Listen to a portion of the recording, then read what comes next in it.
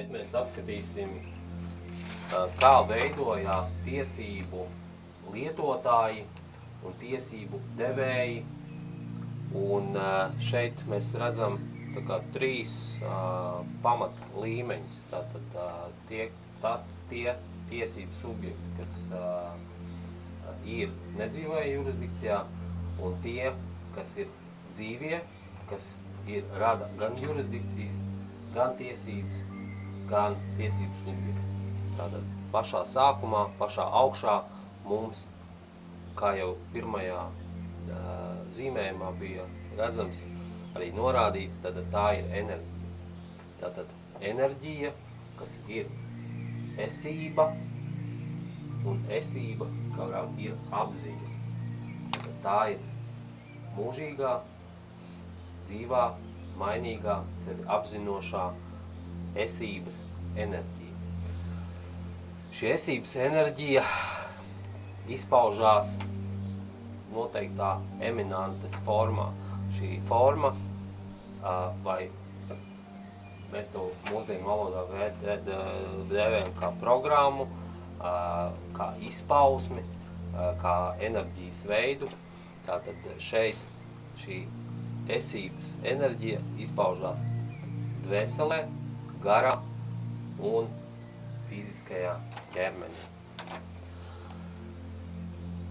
Tālāk mums veidojās tātad šim te trīsvienības savienojumam garam, dvēselē un ķermenī piemīt sirdsapziņa, godaprāts un brīvā griba.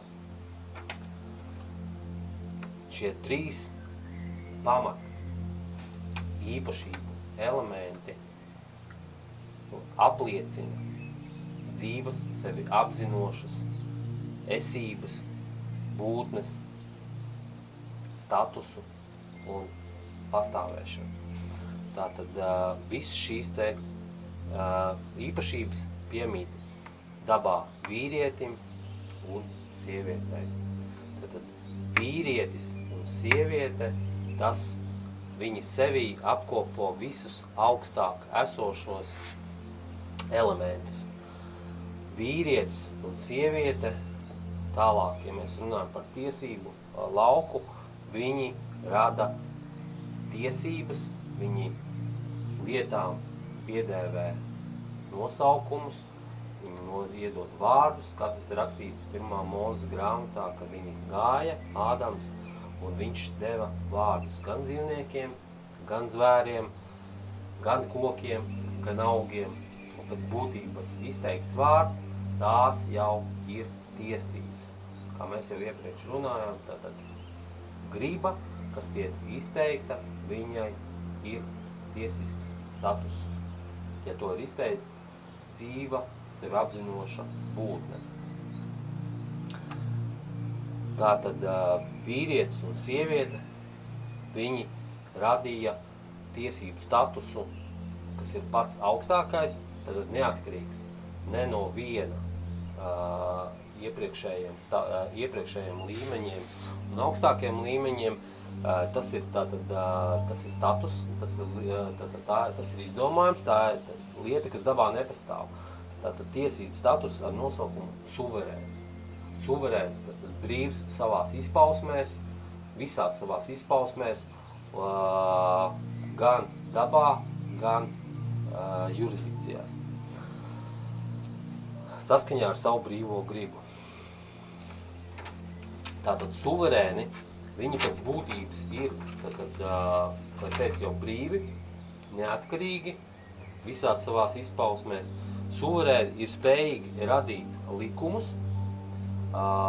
viņi spējīgi radīt tiesiskus nodibinājumus, viņi rada sev un visām sev līdzīgām radītām būtībām dabā un juridiskajā telpā viņi dod tiesības. Tātad zem sevis tās viņi var dot valstīm, korporācijām un citiem tiesiskiem nodibinājumiem. To dara suverēni. Tātad suverēni pēc būtības viņi tātad var slēgt tiesiskus darījumus, kas ir līgumi ar sev līdzīgiem vai zem sevis jau zemāk radītiem tiesiskiem nodibinājumiem.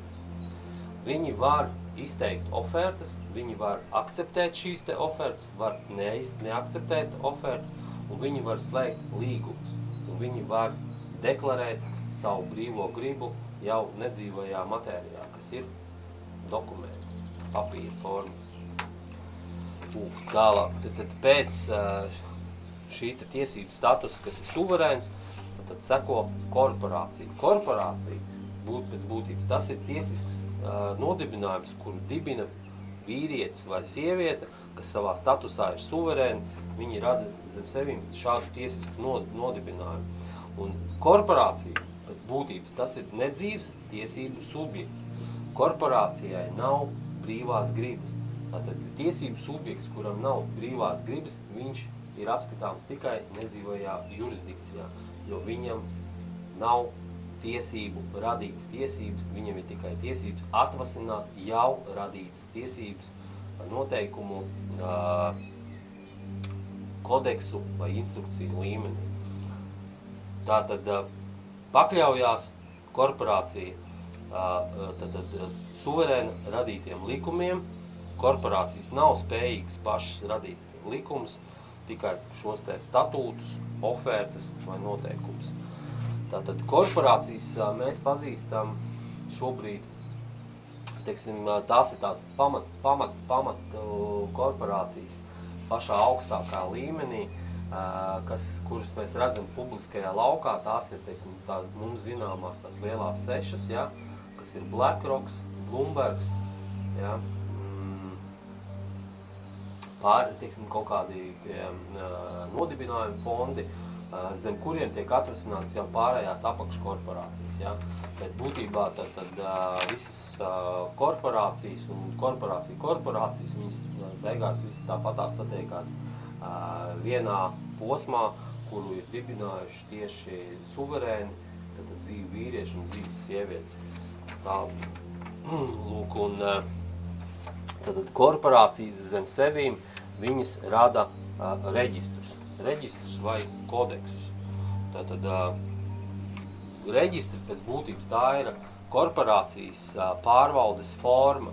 Tātad viss, kas tiek reģistrēts šajā korporācijas reģistrā, tas pieder šai augstākajai korporācijai, jo publisko tiesību laukā nav publisku reģistru. Visi reģistri ir privāti. Tas augstākais reģistrs publisko tiesību laukā ir UCC, United Commercial Codex. Šis reģistrs pieder vienai no šīm te 6 korporācijām, kas attiecīgi pieder jau suverēniem vīriešiem, suverēnām sievietēm. Tātad reģistrs ir pārvaldes forma. Viss, kas atrodas reģistrā, pieder reģistram, caur reģistra numura zīmi. Tātad numurs, tas ir tas tiesiskais apliecinājums šai piederības statusam. Jebkurš nosaukums, vārds vai matērijas forma, kas tiek reģistrēta zem šī te numura, kurš attiecīgi atrodas šajā te reģistrā, viņš pieder šim te reģistram. Un reģistrs savukārt pieder korporācijai. Zem šiem te reģistriem seko aģentūras, aģenti un korporācijas. Tās jau ir savu veidu tādas tā kā uzraugušās korporācijas, kuras pārvalda zemāko tiesību subjektu rīcības.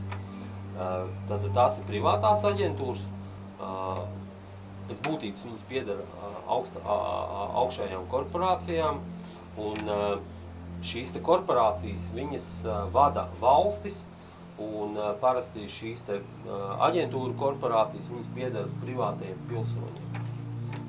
Nu, mēs, teiksim, ļoti labi zinām, kādi privātie pilsoņi ir tur, teiksim, nu, mēs viņus tādu varētu apskatīt kā Rothschildi, Rockefelleri, iespējams Billi Gatesi, un līdzīgi tipa personāži. Tātad šīs te aģentūru korporācijas pieder privātajiem pilsoņiem.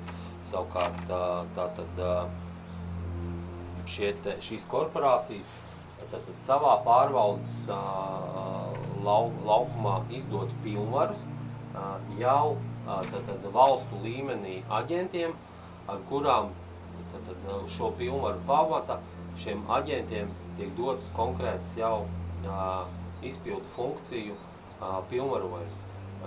Šādas te pilnvaras, pieņemsim, Latvijas Republikā, kā korporatīvā tiesību telpā tiek izdoti galveno iestāžu vadītājiem, tādiem kā valsts sekretāriem, valsts kancelēs direktoram, valsts policijas priekšniekam, teiksim, galvenajam notāram, ja, galvenajam tiesnesim. Tad viņiem pilnvaras tiek izdotas no šo te aģentu korporāciju īpašnieku puses, tad, kas ir privātie pilsoņi. Tātad, un pati zemākā tiesību forma, tātad, kas iekļaujās tātad, šo aģentūru un korporāciju tiesību laukā, tātad tie ir pilsoņi un pilsoņu personas. Tātad pilsoņi pēc būtības, tātad tie ir vergi, kam nekas nepieder, viņiem arī tiesības nepieder, un viņi kalpo korporācijām. Tātad viņi savu dzīvības enerģiju, savu laiku atdod kā resursu šīm te korporācijām, jo viņiem nav ne apziņas, viņiem nav ne tiesību, ne izpratnes, un viņu funkcijas ir noteiktas tātad, jau viņu izdotājās instrukcijās, kas ir tā saucamie reglamentējošie tiesību akti, noteikumi un tā tālāk. Un pilsoņi ir kā korporācija ķīles objekts. Tātad pilsoņi no dzimšanas brīža, viņi tiek ieķīlāti tātad šīm te korporācijām kā ķīla, un tātad visas savas dzīves laikā viņi tātad savu saražoto enerģiju vai enerģijas rezultātu viņi atdod korporācijām, savu nodokļiem, nodavām un tam līdzīgi. Šodienas beidzamā tēma ir par to, kā rodās tiesības. Tiesības tā ir fikcija, izdomājuma telpa, un viņa rodās no tās dzīvās īstenības, kurā mēs atrodamies kā dzīves būtnes. Tātad, un pašā sākumā tad mums ir dzīvais, jo tikai dzīvam var piedēt apziņa. Tikai apzinātām dzīvai būtnei var piederēt brīvība. Un tikai dzīvai apzinātai brīvai būtnei var būt piederēt brīvā griba. Un nekādīgi nesavādāk. Tātad šī dzīvā apzinātā brīvā būtne, izsekot savu brīvo gribu, to dara caur publisku paziņošanu. Tātad viss, ko ir paziņojuši šī dzīvā, sevi apzinošā brīvā būtne publiskā telpā, tā ir tiesību status. Tas ir ierakstīts arī Latvijas Republikas civil likumā, 4. nodaļā. Tālūk, līdz ar to tātad paziņojot, mēs radām tiesības. Paziņošana ir tiesību radīšana. Tātad, un tas, kas ir radīts caur paziņošanu, tam iestājās tiesisks spēks. Tiesisks spēks jau ir saistošs tad visiem, kas atrodas publisko tiesību telpā. Tad publisko tiesību telpā, cik mēs atceramies, atrodas visi nedzīvās jurisdikcijas tiesību subjekti. Šī ir esence no visas tās tiesību un jurisdikciju tēmas, kuru mēs iepriekš apskatījām. Šo ir ļoti svarīgi saprast pēc būtības sākumu un turpinājumu. Tad no īstenības, kā viss pāriet izdomājumu telpā. Un pēc šī video jūs sagatavojat savus jautājumus. Mums būs tuvākā laikā pēc video publicēšanas būs organizēts audio čats. Audio čatā es atbildēšu uz visiem jūsu jautājumiem, un mēs izrunāsim to, kas nebija skaidrs no šiem te video, lai mēs varētu tālāk doties pie nākošās tēmas. Un nākošā video tēma mums būs par pašnoteikšanos, kā pirmo pamatu savu tiesību realizēšanā publisko un privāto tiesību laukumā.